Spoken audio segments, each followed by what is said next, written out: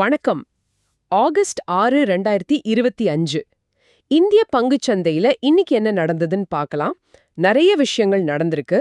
உள்நாட்டு கொள்கை முடிவுகள் ஒரு பக்கம், மறுபக்கம் உலக வர்த்தக பதற்றங்கள்னு சந்தைய கொஞ்சம் ஆட்டி படைச்சிருக்கு. ஆமா, நீங்க சொன்ன மாதிரி காலையில கொஞ்சம் ஏற்றத்தோட ஆரம்பிச்சானோ நாள் முடியும் போது பார்த்தா சரிவுதான். சென்செக்ஸ் ஒரு 166 புள்ளி குறைஞ்சு 80,543 பக்கமா வந்திருக்கு. ஓஹோ. நிஃப்டியும் கிட்டத்தட்ட 75 புள்ளி குறைஞ்சு 24,574ல நின்னுடுச்சு. அப்போ பரவலா ஒரு விற்பனை அழுத்தம் இருந்திருக்கு. முக்கியமா மிட் கேப் ஸ்மால் கேப் பக்கம் போல. கரெக்ட். மிட் கேப் ஒரு 0.70%, ஸ்மால் கேப் ஒரு 0.91% சரிஞ்சிருக்கு. அங்க கொஞ்சம் அடி பலமாவே விழுந்திருக்கு. இதுக்கு முக்கிய காரணங்கள் என்னன்னு பார்க்கலாம். முதல்ல ரிசர்வ் வங்கியோட அந்த முடிவு அது பெரிய தாக்கத்தை ஏற்படுத்துச்சு இல்லையா? நிச்சயமா.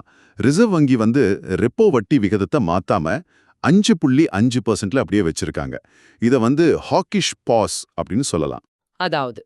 அதாவது இப்போதைக்கு வட்டி விகிதத்தை குறைக்க அவங்க தயாரா இல்ல. கொஞ்சம் எச்சரிக்கையா இருக்காங்க.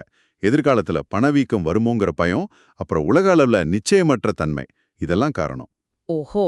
அப்போ வட்டி குறையும்னு எதிர்பார்த்த சில முதலீட்டாளர்களுக்கு இது கொஞ்சம் ஏமாற்றம் தான். ஆமா. அதனால ஆட்டோ, ரியல் எஸ்டேட் மாதிரி துறைகள்ல கொஞ்சம் விற்பனை அழுத்தம் தெரிஞ்சது. நீங்க இதை ஒரு பாயிண்ட்டை நோட் பண்ணிக்கலாம். சரி. அடுத்தது அமெரிக்காவோட அந்த வர்த்தக வரி மிரட்டல், அது என்ன விஷயம்? அது இன்னொரு முக்கியமான காரணி. இந்தியா ரஷ்யா கிட்ட இருந்து கச்சா எண்ணெய் வாங்குறதால நம்ம இந்திய பொருட்கள் மேல அமெரிக்கா வரிகளை அதிகப்படுத்த போறதா ஒரு செய்தி வந்துச்சு.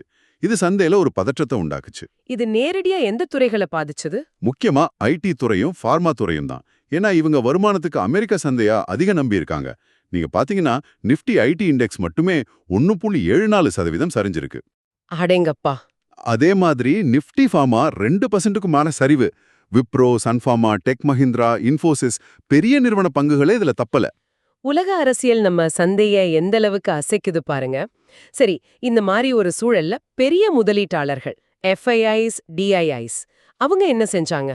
இங்க ஒரு சுவாரஸ்யமான விஷயம் நடந்திருக்கு. வெளிநாட்டு நிறுவன முதலீட்டாளர்கள், அதாவது எஃப்ஐஐஸ், அவங்க ஒரு 22 கோடி ரூபாய்க்கு நிகரா பங்குகளை வித்திருக்காங்க. ரொம்ப பெரிய தொகை இல்லைனாதான் அவங்க வித்திருக்காங்க. ஓஹோ, சரி. ஆனா அதே சமயம் நம்ம உள்நாட்டு நிறுவன முதலீட்டாளர்கள் டிஐஐஸ் அவங்க சுமார் 3,840 கோடி ரூபாய்க்கு நிகரா வாங்கியிருக்காங்க. பலே.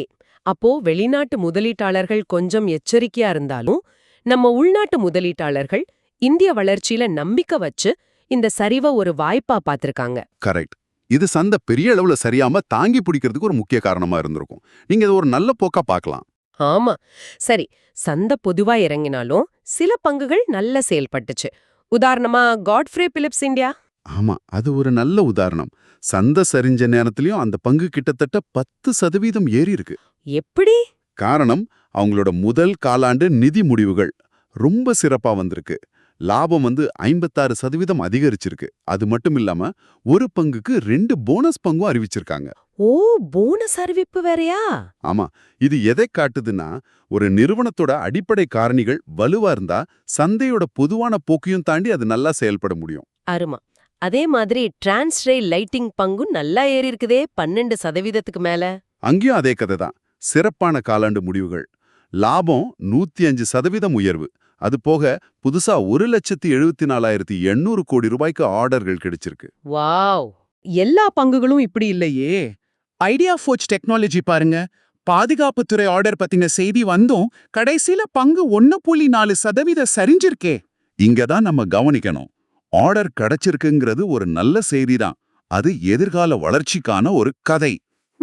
ஆனா அந்த நிறுவனத்தோட தற்போதைய நிதிநிலை, அதாவது அவங்க லாபம் நஷ்ட கணக்கு, பேலன்ஸ் ஷீட், அதெல்லாம் இன்னும் பலவீனமா இருக்கு. தொடர்ந்து நஷ்டம் காட்டுறாங்க. ஓஹோ. அதனால முதலீட்டாளர்கள் அந்த கதையை மட்டும் நம்பாம நிறுவனத்தோட உண்மையான நிதி நிலவரத்தையும் பாக்குறாங்க. அது இன்னும் சரியில்லாததால பங்கு விலை இறங்கியிருக்கு. இது நீங்க கவனிக்க வேண்டிய ஒரு பாடம். ரொம்ப சரி. வெறும் செய்திய மட்டும் பார்க்க கூடாது. சரி, கடைசியா ரிலையன்ஸ் பவர், அது ஏன் 5% சரிஞ்சது? போன ஒரு மாசத்துல 31% வீழ்ச்சியாமே. இது முழுக்க முழுக்க நிர்வாகம் சார்ந்த ஒரு பிரச்சனை. அதாவது கார்ப்பரேட் கவர்னன்ஸ் இஷ்யூ. அமலாக்கத்துறை இடி சுமார் 17,000 கோடி ரூபாய் கடன் மோசடி சம்பந்தமா விசாரணை நடத்துறதா செய்தி வந்திருக்கு. அட கடவுளே. இந்த மாதிரி நிர்வாக ரீதியான அபாயங்கள், கவர்னன்ஸ் ரிஸ்க்ஸ் ஒரு நிறுவனத்தோட பங்கு விலையை எவ்வளவு கடுமையா பாதிக்குங்கிறதுக்கு இது ஒரு உதாரணம். நிறுவனத்தோட செயல்பாடு ஒரு பக்கம் இருந்தாலும் நிர்வாக நேர்மை ரொம்ப முக்கியம். அப்போ சுருக்கமா சொல்லணும்னா ஆகஸ்ட் 6 சந்தை நிலவரம் நமக்கு ஒரு எச்சரிக்கை உணர்வை கொடுத்திருக்கு. அதே சமயம் ஆமா, அதே சமயம் வலுவான அடிப்படை காரணிகளும் நல்ல நிர்வாகமும் இருக்கிற நிறுவனங்கள் இந்த மாதிரி சூழல்லையும் தனிச்சு நிக்குங்கிறதையும் காட்டியிருக்கு. நிச்சயமா. அப்போ முதலீட்டாளர்கள் நீங்க நிறுவனத்தோட நிதிநிலைய மட்டும் பார்க்காம அவங்களோட நிர்வாக தரத்தையும் கட்டாயம் கவனிக்கணும்.